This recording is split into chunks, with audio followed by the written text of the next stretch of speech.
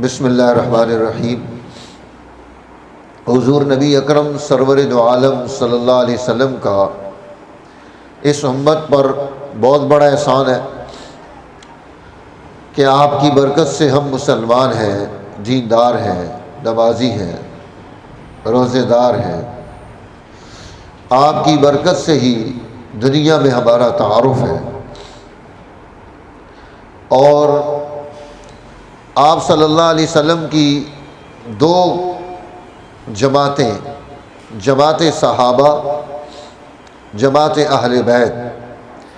ان دونوں نے مل کر رسول اللہ صلی اللہ علیہ وسلم سے تربیت حاصل کی، اور تربیت حاصل کر کے اللہ کے نبی کے اخلاق، آپ کی تعلیمات، آپ کا چال چلن، آپ کی سیرت، آپ کی صورت، آپ کی ہر چیز کو انہوں نے مشعل راہ بنا لیا۔ اب ان کی پوری زندگی رسول اللہ صلی اللہ علیہ وسلم کی بتائی ہوئی زندگی کے مطابق ہے، چل رہی ہے، بلکہ نشست و برخاست بھی اللہ کے حبیب جیسی ہے۔ آپ کی ایک ایک ادا پر مر مٹنے والے، اسے زندہ کرنے والے، یہاں تک کہ بڑے بڑے حکمرانوں کی مجلس میں اگر کسی صحابی سے ایک لقمہ گر گیا اور اس نے اس لقمے کو اٹھا کر جھاڑ کر کھانے کی کوشش کی، ساتھ والوں نے جب انہیں سمجھانے کی کوشش کی کہ آپ جس منصب پر، مقام پر یہاں موجود ہیں، یہ اس کے لائق نہیں ہے، تو کیسے عجیب جواب دیا کرتے تھے۔ ایک صحابی فرمانے لگے، اترکت سنت حبیبی لہؤلاء الحمقاء، ان نادانوں کی وجہ سے، ناسمجھ لوگوں کی وجہ سے، اترکت سنت حبیبی، میں اپنے محبوب جناب محمد الرسول اللہ صلی اللہ علیہ وسلم کی سنت کو ترک کر دوں، آپ کے طریقے کو چھوڑ دوں، ایسا ممکن نہیں ہے۔ اور پھر حضور نبی اکرم سرور دو عالم صلی اللہ علیہ وسلم جو مشن لے کر آئے تھے، اس مشن پر جماعت صحابہ نے اپنی ہر چیز کی قربانی دی، جان اس پر لگا دی، مال اس پر لگا دیا، عزت اس پر خرچ کر دی، آبرو اس پر خرچ کر دی، اپنے خاندان لٹا دیے،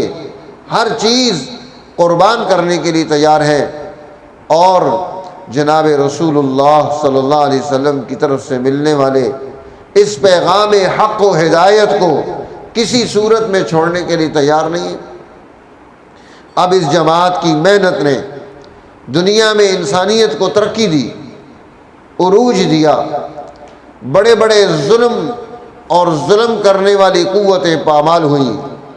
سب سے پہلے عرب کی ظالم قوت، ابو جہل، ابو لہب، عتبہ، عتیبہ، شیبہ، ابو البختری، ان کا پورا نظام رسول اللہ صلی اللہ علیہ وسلم کی محنت سے، جماعت صحابہ و اہل بیت کی قربانیوں سے وہ کیفر کردار کو پہنچتا ہے، اس کا عروج زوال کی طرف جاتا ہے، ان کی وہ عیاشیاں ختم ہوتی ہیں، عرب قومیں ان پر اعتماد چھوڑ دیتی ہیں، اور پھر جماعت صحابہ و اہل بیت نے اگلا دور پیدا کیا۔ کیسر روم کو شکست مل رہی ہے، کسری ایران کو شکست مل رہی ہے، یہ سپر پاور، یہ طاقتور ترین قوتیں جن کے پاس اسباب و وسائل کی قلت نہیں تھی، منظم فوجیں موجود تھیں، جن کے پاس اس دور کے جنگی آلات اور سامان ہر اعتبار سے موجود تھے،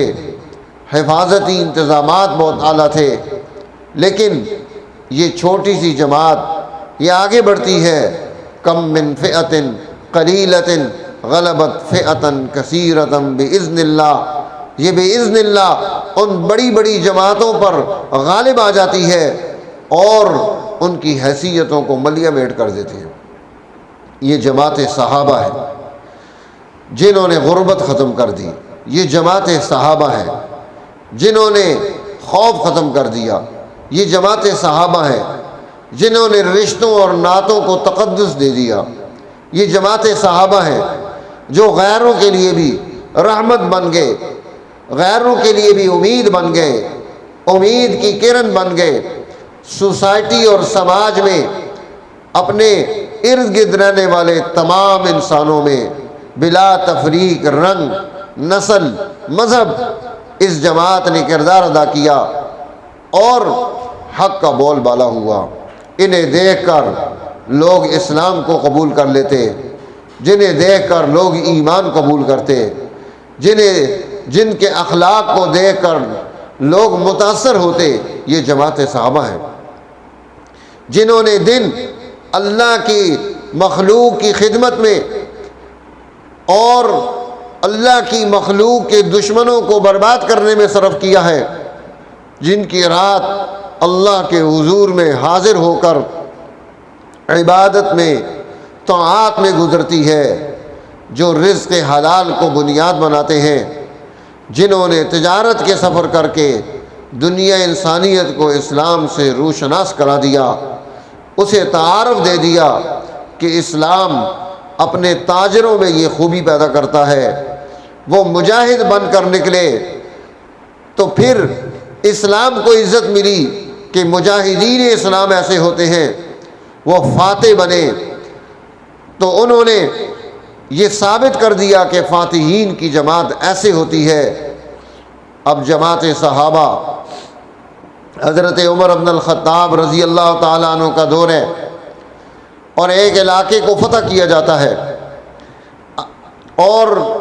جنگ ہے، محاصرہ ہے۔ ایک طرف سے یہ فاتح بن کر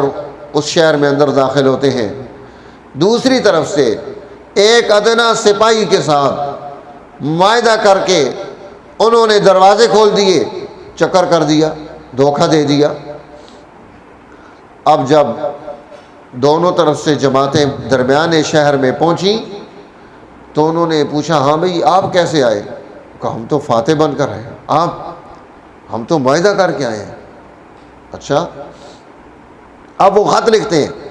امیر المومنین عمر بن الخطاب رضی اللہ تعالیٰ عنہ کو کہ شہر ہم نے فتح کر لیا، آدھا شہر فتح کر کے حاصل کیا ہے، آدھے میں ہمارے ساتھ دھوکہ ہو گیا، انہوں نے ہمارے ایک فوجی کے ساتھ معاہدہ کر کے دروازے کھول دیے تھے۔ قربان جائیں اسلام کے اعلیٰ اصولوں پر، یہ معاہدے کو نہیں توڑتا، یہ معاہد جس کے ساتھ معاہدہ کر لیتا ہے جب تک وہ خلاف ورزی نہ کرے یہ اسے نہیں چھوڑتا۔ حضرت عمر بن الخطاب رضی اللہ تعالیٰ عنہ نے فرمایا کہ اب تم اس طرح سے کرو،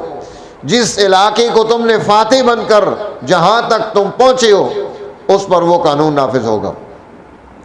اور جس علاقے میں یہ معاہد بن کر یہاں تک پہنچے ہیں یہاں پر یہ معاہد والا دوسرا قانون نافذ ہوگا۔ تو گویا اس طرح سے ایک ہی شہر میں دو قانون کو قبول کر لیے، لیکن یہ نہیں کہا کہ ہم ایسے نہیں کرتے۔